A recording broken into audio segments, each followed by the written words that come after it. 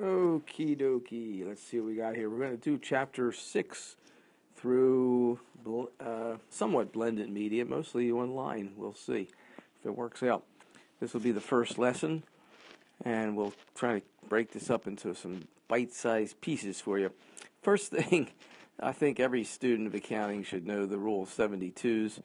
It's a rule that's not commonly utilized in the business world, but boy, does it come in handy when you know it, because you can look sharp at a snap.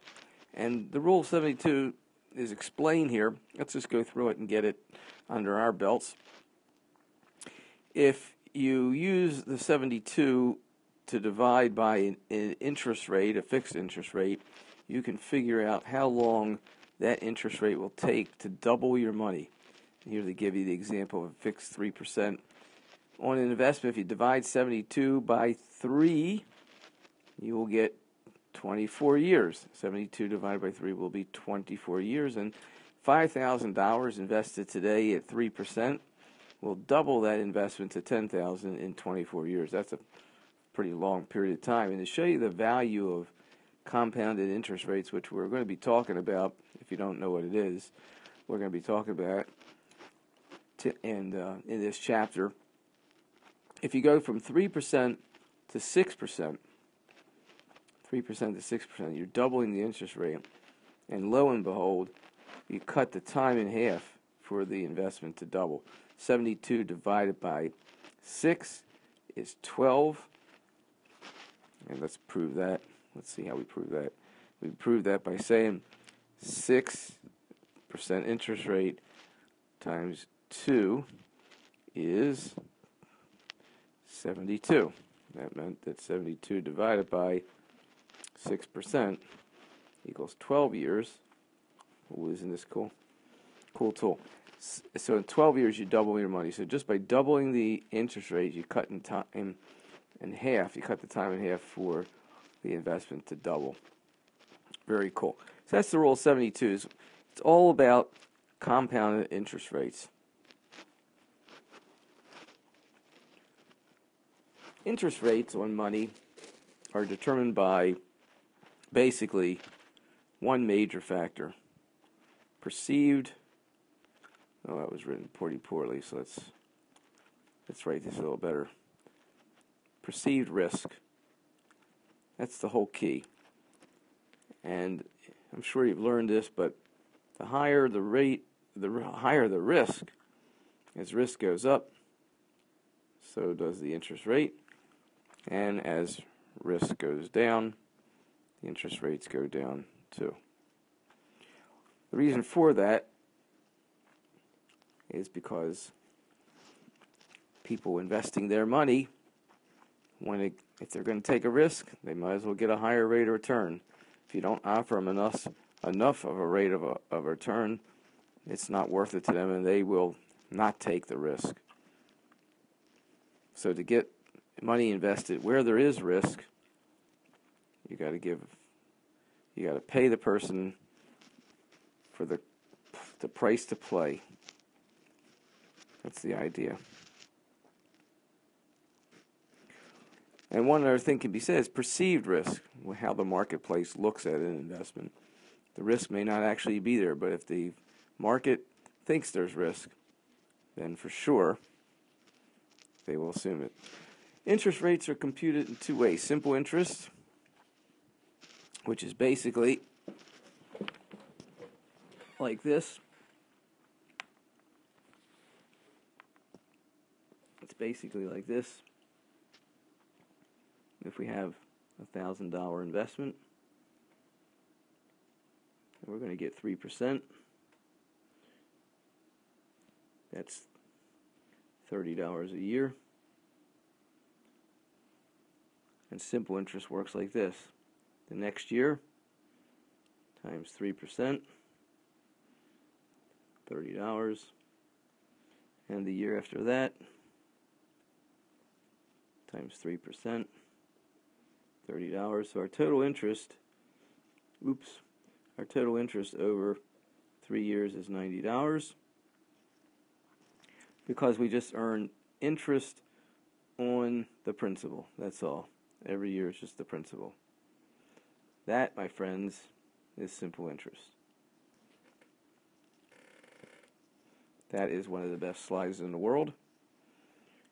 And here's how you calculate simple interest, supposing that the interest rate was 3.5% each period of time.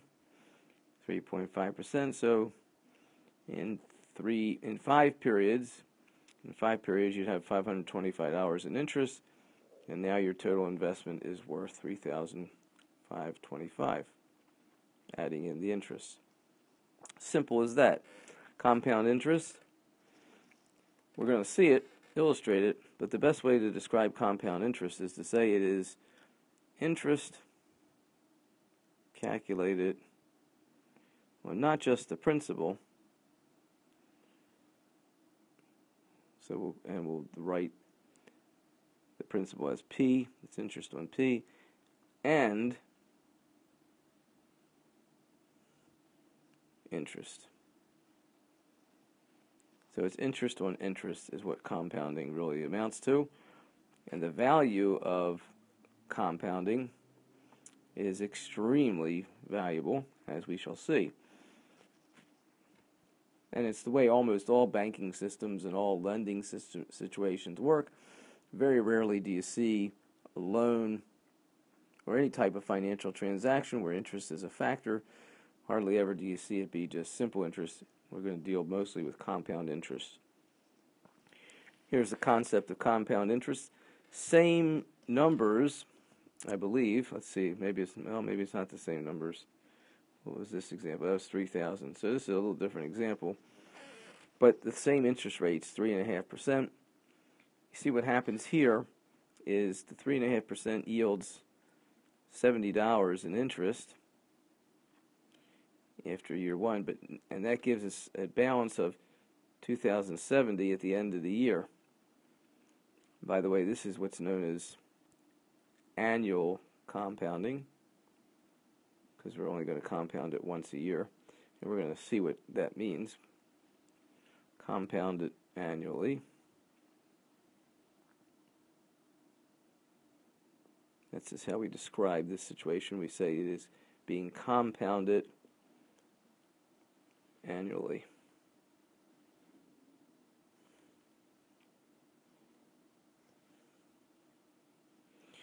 So at the end of the first year, we compute the interest on a simple basis.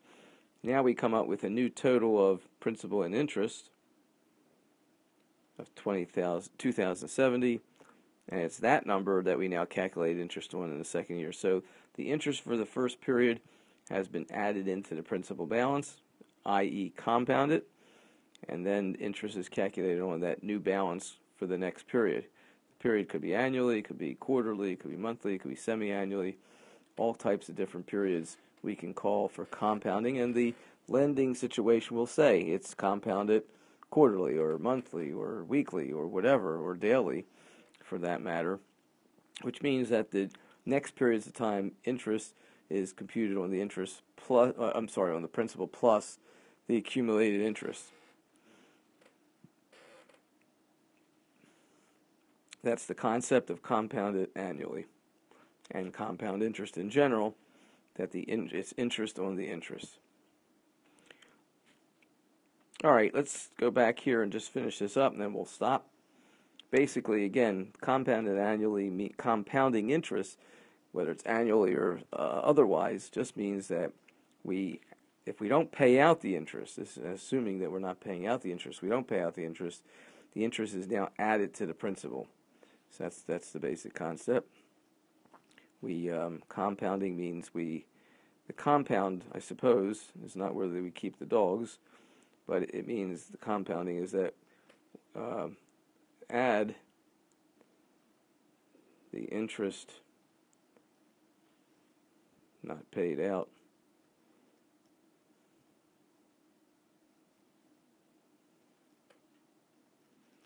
not paid but earned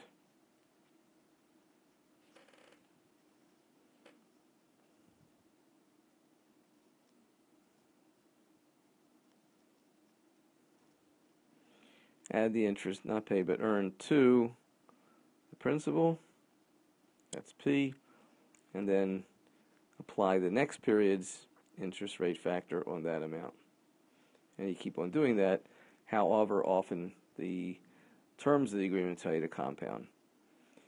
So the result is that when you compare compound interest versus simple interest, you should be able to figure out and say, that must mean that compound interest